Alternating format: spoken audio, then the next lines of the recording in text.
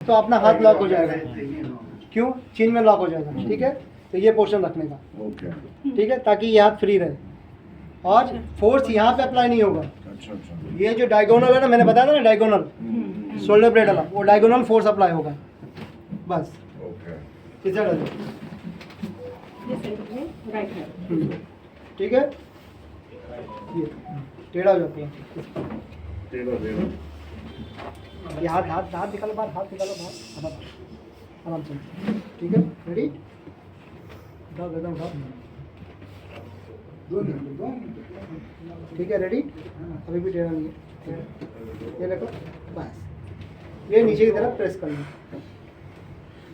इसी को दूसरे तरीके में आप कर सकते हो, कुर्सी पे बैठा के बैठ जाओ।